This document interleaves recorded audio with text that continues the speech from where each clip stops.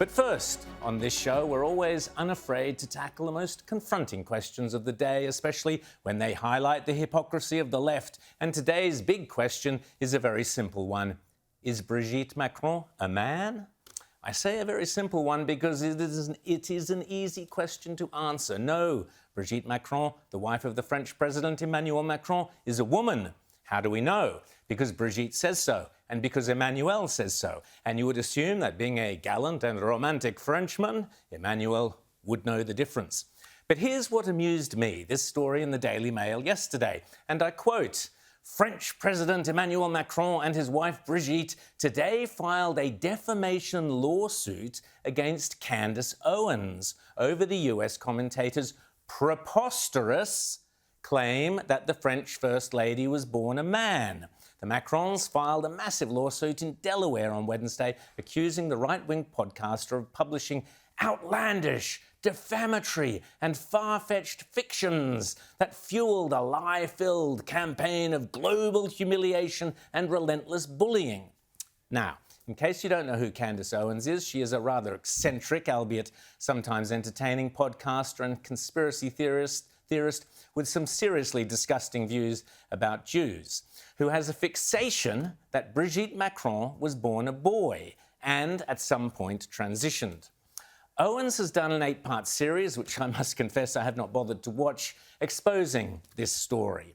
But the basis for many of her claims appear to be around photos or the absence of photos, as well as questions around images that may be doctored via AI, and are of Brigitte Macron's brother, Jean-Michel Trogneux, who Candace Owens claims is in fact Brigitte Macron.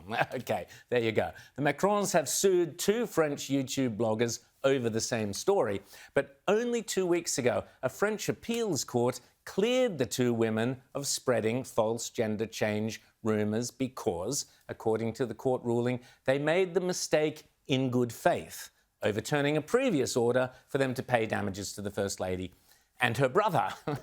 The court did not comment on the veracity of the claims. Nonetheless, this ruling had Candace Owens in a high state of excitement, especially seeing as Piers Morgan, another popular podcaster, had bet her £100,000 that the case would prove that Brigitte was not, in fact, a man.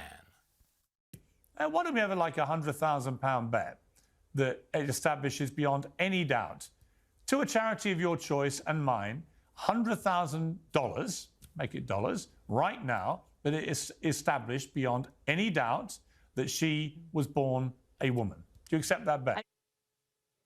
Make it rain, Piers. Make it rain, okay? Now the stakes are even higher. Piers has bet Candace $300,000 and the Macrons, for their part, are now suing Candace Owens, as I said, in a Delaware court. Personally, if I were the Macron, I'm not sure this is a brilliant strategy. Man or woman, what is not in dispute about Brigitte Macron is the somewhat unusual beginning to their relationship back in the early 90s, when Brigitte was Emmanuel's teacher. He was a schoolboy. According to the New York Post, Emmanuel Macron was just 15 years old, the age of consent in France, in 1993, when he met Madame Brigitte Ozière, a 39-year-old high school teacher, who was married and had 3 children, at the Catholic Lycée La Providence in Amiens. Emmanuel was actually the classmate of Brigitte's eldest daughter, Laurence. Quote, at 15, Macron had the maturity of a 25-year-old, his ex-sports teacher, Daniel Leleur, previously said, according to Bloomberg. Quote, he preferred to spend his time talking with the teachers rather than his classmates, end of quote. Okay. According to The Independent, quote, the schoolboy's parents had believed their son was dating his teacher's daughter, Laurence, until the truth came out through a family friend. Shocked, mon Dieu, at the illicit affair, the Macrons removed the intellectually gifted teenager Macron from the school. Emmanuel and Brigitte, however, stayed together, even though many of their family and friends were horrified, and eventually Brigitte got divorced and she and Emmanuel were married in 2007 when Brigitte was 54 and Emmanuel was 29. By the way, for what it's worth, I went to school in France for several years when I was a teenager. And let's just say I saw at fairly close quarters that it was not unusual or even frowned upon for older married Parisian women to seek spontaneous affairs with much younger men or even schoolboys. Mais bof, enfin, c'est quoi le problème? Oh, je sais pas. But back to les Macron, as I always say, in order to check the morality of the scenario, let's simply flip the roles. What would the world say if we had a married 39-year-old male teacher who had an affair with a very sexually attractive 15-year-old female student in his class and then ran off with her and got married?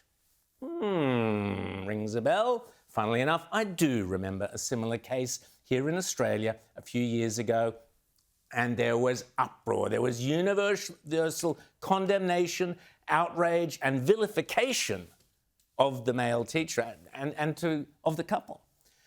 Does Brigitte Macron really think it is wise to drag their personal background and romantic history into a US courtroom? Faites attention, madame. But back to the lawsuit against Candace Owens, who was unfazed by the news of it. You were born a man and you will die a man. That's the point I'm making. We shall see what happens. What amused me most was the Macron's lawyers including the word preposterous to describe the Candace Owens conspiracy theory.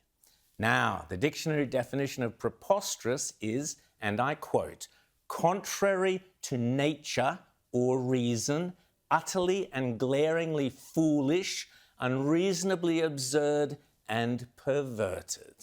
Indeed, the word perverted is cited as a synonym for preposterous, as are cockeyed, derisory, idiotic, laughable, ludicrous, nonsensical, and ridiculous. So hang on a moment.